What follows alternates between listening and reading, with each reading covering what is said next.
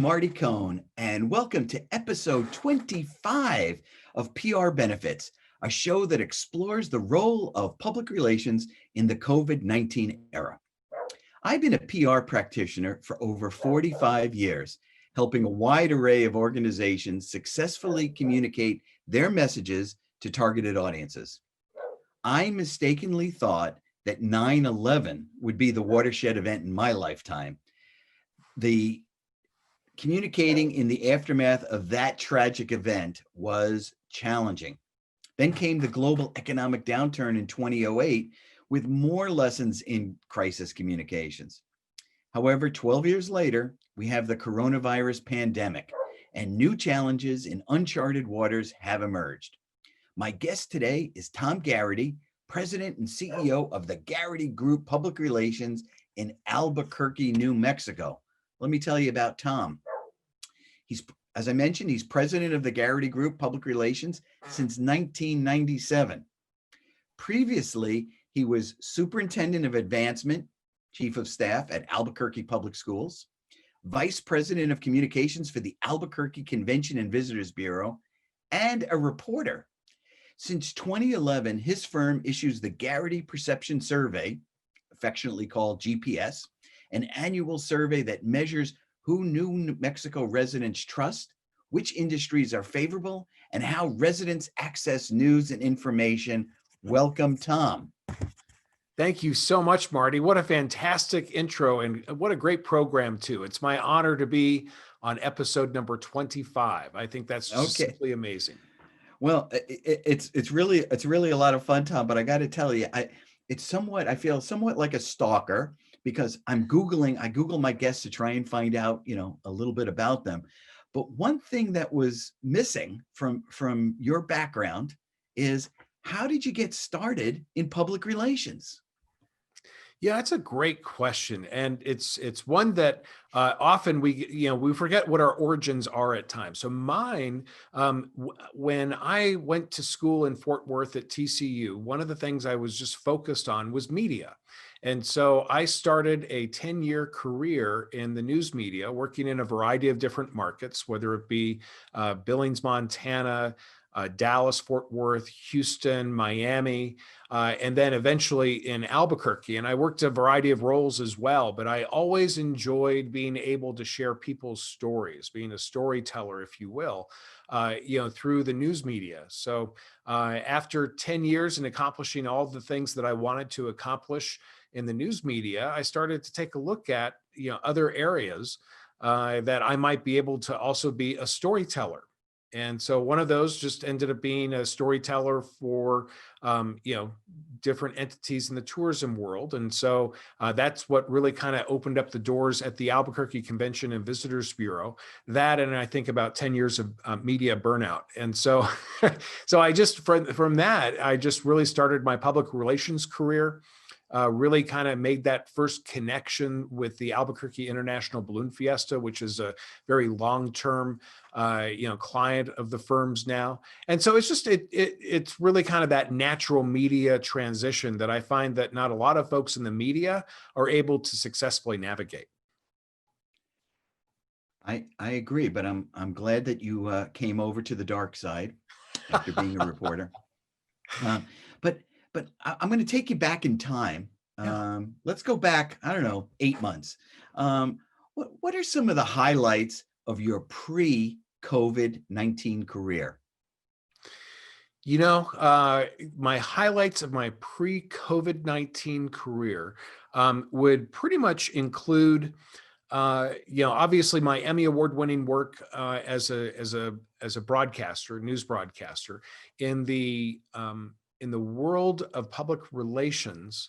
And this is something that just came around full circle not too long ago. It was the 1997 Roswell UFO encounter.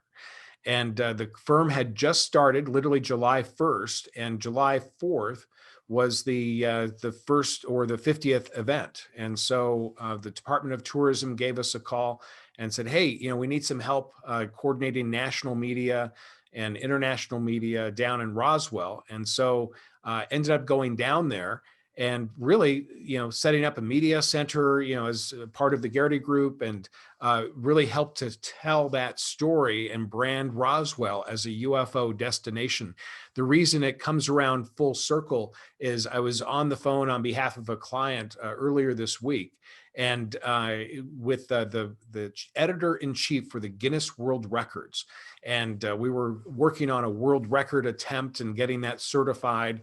And I had a chance to ask him, I said, have you ever been to New Mexico? And he goes, yeah, but it was like a long time ago, because it was actually for a UFO event. And so we connected the dots and realized that he was one of the media that I was working with back in 1997, 23 years ago. He was out covering the Roswell UFO encounter. And so that was part of what my pre-COVID-19 life is. Another is that post-recession, because you mentioned your reference, to 9/11, what a, horrific events.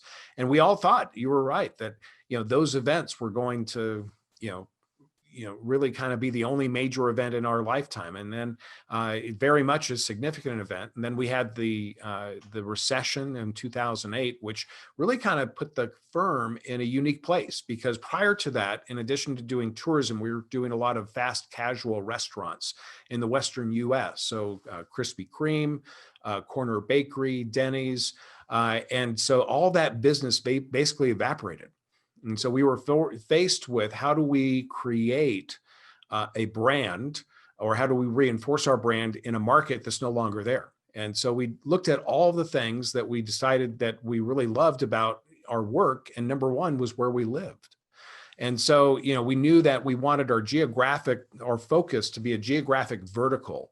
And so with that, we focused just purely on New Mexico. And that's eventually what actually gave birth to our Garrity Perception Survey. I have a copy here, and we have it also available at garritypr.com. But what the Garrity Perception Survey is that and it really helps to define the company too, because we had, contracted with the Research and Polling, a third-party research company, to basically query who New Mexico residents trust, what industries they favor, and how residents access news and information.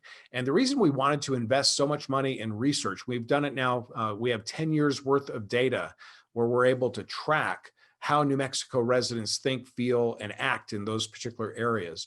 And we really wanted to do it because it's part of our 4-step public relations process, the classic 4-step public relations process of research, planning, execution, evaluation, because we found that, our clients or our prospects, they love research, but rarely do folks want to pay for research, or at least this type of research. So we always go in and we say, well, here's the research that we have. We know who your target audiences are, which is sometimes really half the battle, isn't it? Of really identifying who our target audiences are, who do we want to reach? And so we offered that. And so I would say that pre-COVID, and even through COVID, that's one of the key things, the hallmarks of the firm.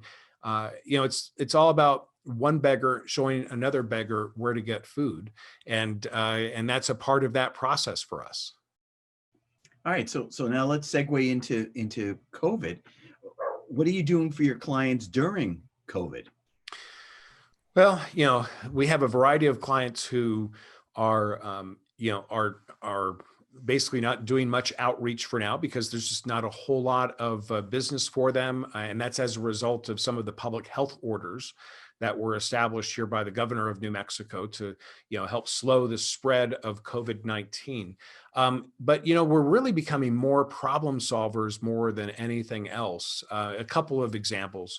One of the clients that I'd referenced earlier, the Albuquerque International Balloon Fiesta, one of the largest, actually the largest event of its kind in the world, we had to postpone the event. And it's the biggest financial economic generator for jobs, as well as for the visitor industry as a whole, in the event industry in New Mexico. And so really communicating that, just the compassion towards the industry, towards our pilots, our sponsors, and really communicating accurate information. So we really became, how do we help to communicate very difficult situation in a very compassionate and transparent way. The other was just basically being a unique problem solver.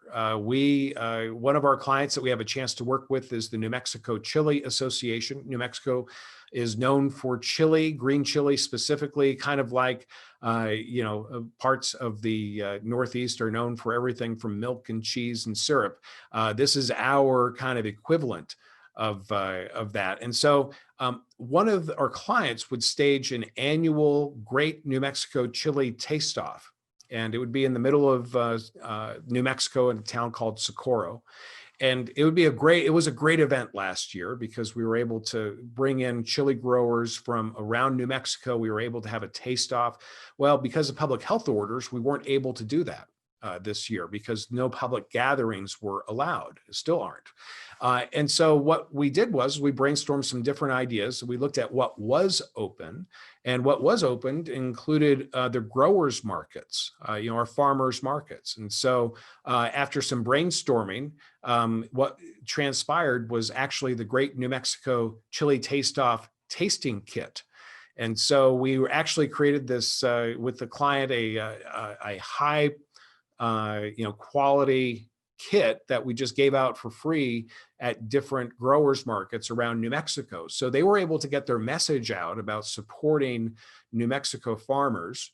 And we were able to really help a client to be successful because they ended up having like huge lines from people who wanted these tasting kits to weigh in on who has the best New Mexico green chili. So that was, those are just a couple of examples of how we've stepped up in this post-COVID environment on behalf of our clients. So that's fantastic. But let me ask you, in your survey, when you talk about how residents access news and information, is there a change now during COVID in terms of how people access news and information? Yeah, it's a great question, and it's a great topic of conversation, amongst our staff as well as amongst family and friends. Our survey for 2020 actually took place in late January, early February 2020. So it was really before a lot of the public health orders started happening, which really occurred in the March timeframe. But what we found is that as far as trust and favorability, in times of crisis, people in general will double down on those people whom they trust. So it makes sense, doesn't it? If we trust, like number one, family and relatives is the most trusted group, well, we're going to double down on our trust of that particular group. That's followed by doctors, scientists, and teachers, which I think is very interesting when we look at who the trusted spokespeople are during this time. It includes the doctors, scientists, and teachers. At the other end of the spectrum, we have elected officials. We break it up between federal officials and state officials.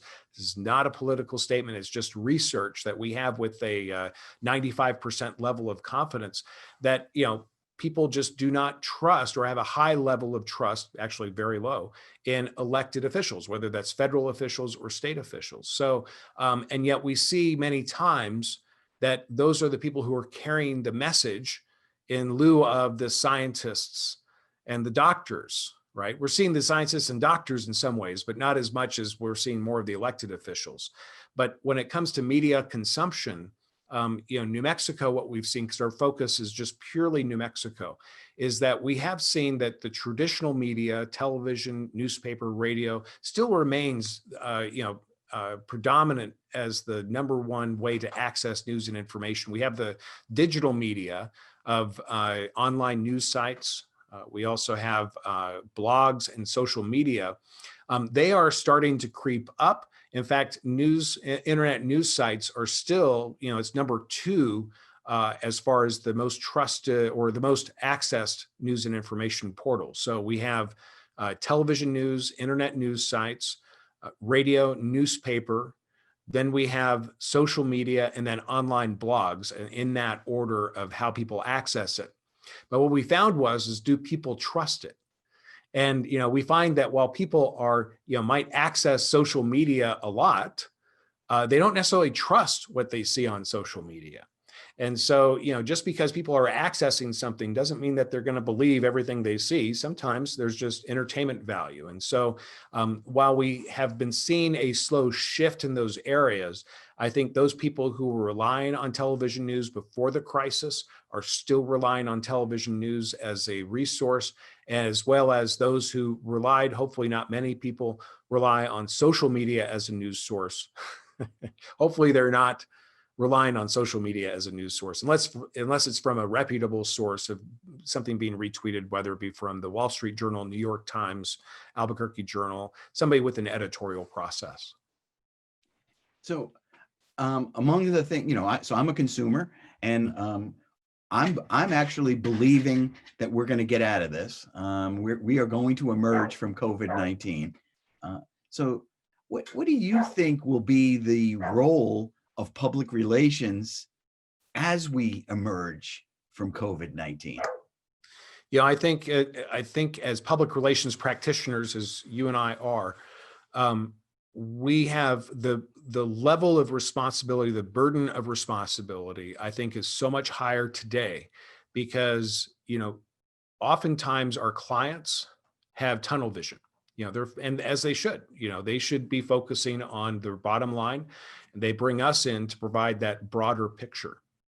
And so, as we pull out of this COVID-19 era, whatever that new normal looks like, I believe that the public relations profession, and specifically practitioners, really have that 10,000-foot perspective of seeing what will fly and what will not fly, how the best ways are to communicate with to your target audiences, to engage in the community. So, I really see that when it comes to building relevance in the cloud or under an umbrella of compassion, that public relations practitioners are really going to be those storytellers, those truth sayers about what is happening and how companies can be successful in whatever that new normal is. I totally concur with you. Tom Garrity, President and CEO of the Garrity Group Public Relations in Albuquerque, New Mexico. Thanks for being on the show. Marty, thanks for having me. It's great to see you. I'm glad that you're well. Yeah. I'd also like to thank Rich Melanson at BCTV for helping to edit the show. Rachel Cohn, my daughter, who's a professor of art at Muncie, Ball State University in Muncie, Indiana, who helps me with the technical side of the podcast. And also Twin Musicom for the music, Hat the Jazz, that you hear at the beginning and end of the show. I'm Marty Cohn in Vermont. Stay healthy.